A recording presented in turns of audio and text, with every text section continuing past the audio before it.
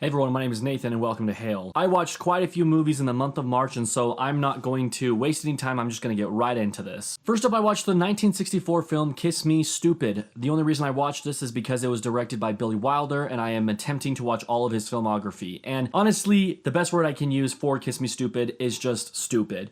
I thought that it was a really silly movie. Yes, it had maybe like a time or two where I chuckled, but comparing this to other movies, it really doesn't stand out at all. Next, I watched Sorcerer as part of my 25 movie challenge. It's basically about four men who are traveling to a station, to like a factory that's on fire, and the only way that they can get the fire out is by using liquid nitroglycerin. However, liquid nitroglycerin is extremely flammable. One drop of it could cause an explosion. I gotta say, I didn't like it as much as I thought I would like it. I've seen the movie Wages of Fear, and it's a really good movie. In fact, one of the best movies I've ever seen. And so for Sorcerer, I really had high expectations, and it felt more dated than Wages of Fear, yet Wages of Fear is from the 50s and Sorcerer is from the 70s. The score is very strange. It sounds very 70s-esque. Also, it's a lot more violent than the original one. And what this one does that's different than the original one is it adds a lot more backstory to the four men who are driving these trucks across the way. You know, it just wasn't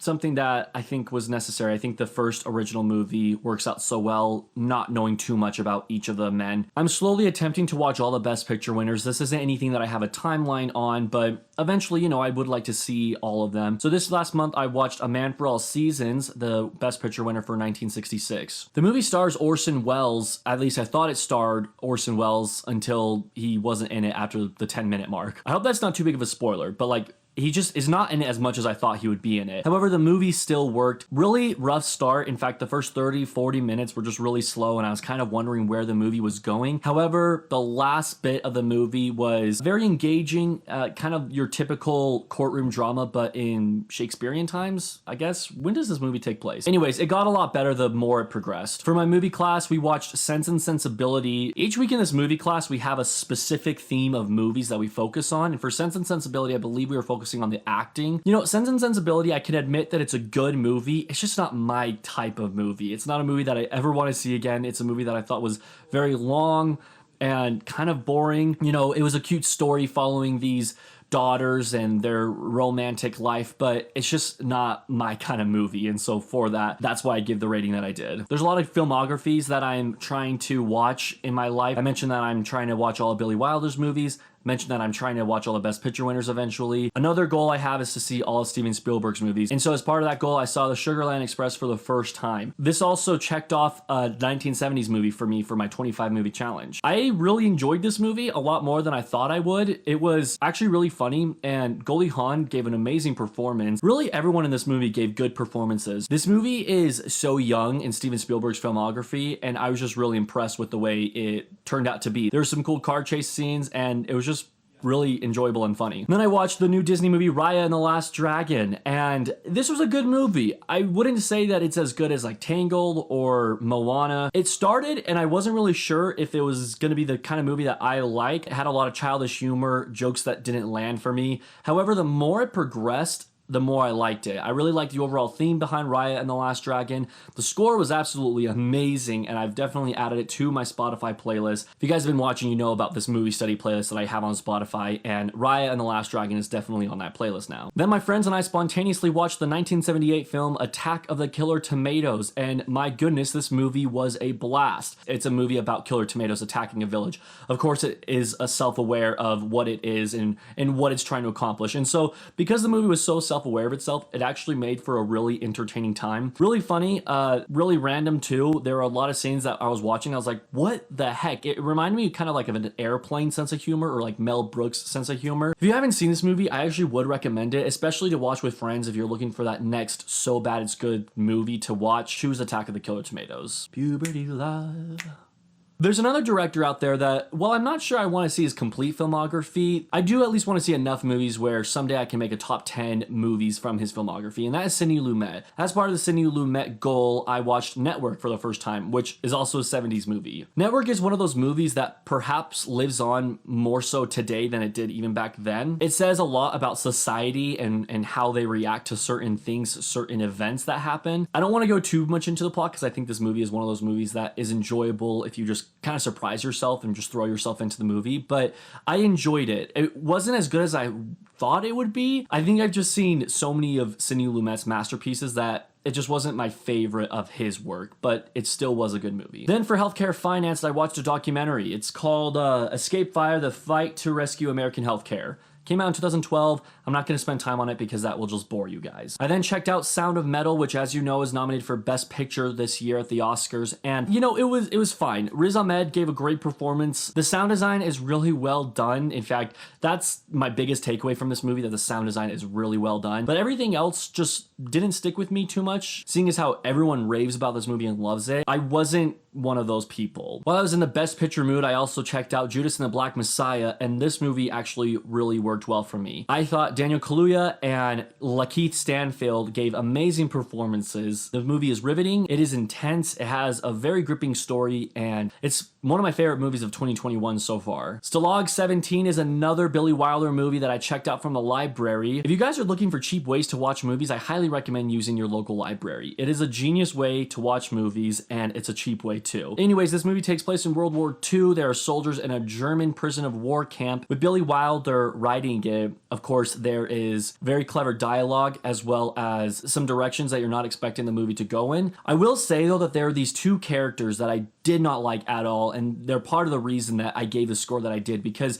they just took me out of the movie. I could have done completely without those two characters because they were just really annoying to me. I mentioned this in my top 10 favorite movies of 2020 video, but I traveled about an hour away from where I'm currently living to see The Father, and I did not regret it at all. This movie was amazing, and the more and more I think about it, the more and more I love it. Anthony Hopkins gives my favorite performance I've ever seen of his, one of my favorite performances I've ever seen in general. The score works in a very strategic way where you only hear the music in certain key scenes. In addition to that, the film style, the editing is really well done. It's done in a way where you feel like you are Anthony Hopkins and you're kind of losing your mind with him. The fact that they were able to pull that off, to me, is brilliant, and I 100% hope that this movie wins the Oscar for Best Film Editing. I then watched the first Alfred Hitchcock movie I've seen in a long time, like since last August when I did the Alfred Hitchcock month, and this was Jamaica Inn. And it stars Charles Lawton, Maureen O'Hara. If you're a Hitchcock fan and you're going into it expecting a suspenseful movie from the master of suspense, I'm not sure if it will really be your cup of tea.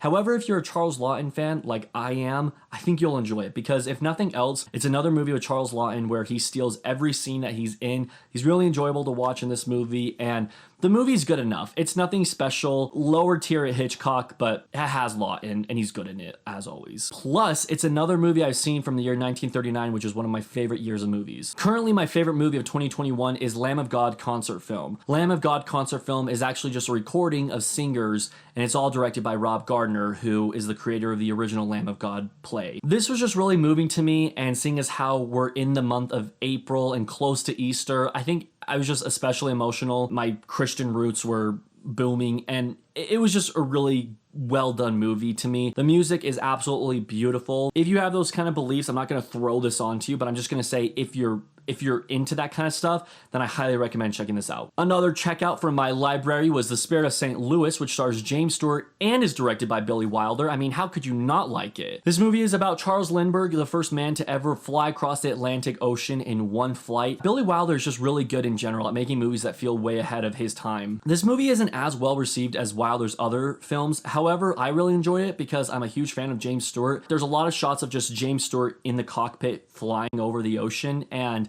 you'd think that it would be boring, but there's a lot of narration, which at times can be a little cheesy, but for the most part, if you like James Stewart, I think that it will work for you. I called my local theater and I requested that they get Minari and The Father, and while they haven't gotten The Father, they totally got Minari as of my requests, which was like really cool, honestly. So I saw Minari with my friend, and you know, I liked Minari. I understand the praise for it. It's a very feel-good movie. The score is amazing. In fact, I've been listening to this film score before I even saw the movie. That doesn't take anything away from it. I think I was just a little let down. Expectations weren't quite met for me. It's just not one that I know if I'll ever revisit. In preparation for my 2020 video, I watched the documentary My Brother Jordan. I mostly talked about my thoughts in that video, so if you want to hear my thoughts, just check out that video. As part of my 25 film challenge, I take recommendations from you guys. One of you recommended Murder by Death. I think it was Bro418 on Letterboxd who recommended it. Whoever you were that recommended it, thank you, because it was just a fun movie. It was a whodunit film from the 70s that has a lot of fun twists. It has some comedic moments. Once again, it kind of reminded me of the Mel Brooks Airplane sense of humor. It was just an enjoyable time. Plus, it was cool seeing Truman Capote in a film. I've heard a lot about him,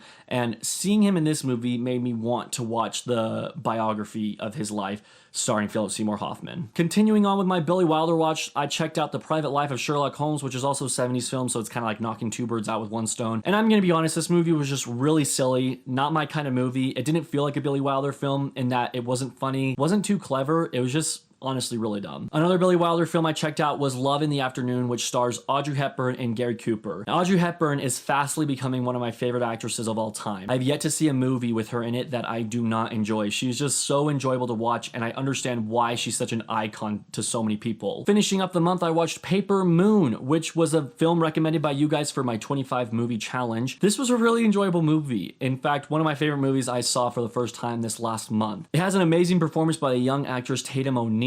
Ryan O'Neal also gives a good performance. It's about a father and daughter. You think they're father and daughter. They never actually confirm if they're related. But anyways, they're just scamming a bunch of people and getting money, and it's really cleverly written. And the girl, Tatum O'Neal, she actually is the youngest Oscar winner too, so that's a fun fact. And then one more movie that I'll be watching is tonight. I will be checking out Kong versus Godzilla. What is that movie called? Godzilla versus Kong? Godzilla versus Kong. Despite the fact that I don't even know the title of the movie, I am excited for this. I'm expecting to just have a fun time at the theater, eat some popcorn, and get lost in this action-packed movie. I will record a really low-quality video when I get out of the theater, and I will include it right here. Okay, is it going? No, yeah.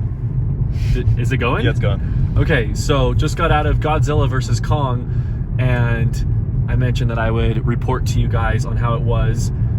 Is your finger covering the lens? No, I really liked it. It was super fun. A lot of fluff in there with like the humans stories and all that, and a very unbelievable plot at times. But if you look beside all of that, it's a super fun movie, and it was also fun because we saw it opening night, and so like our whole theater was cheering and clapping, and I love when that kind of thing happens. It felt like I was watching a Marvel movie again or something. So overall, great movie.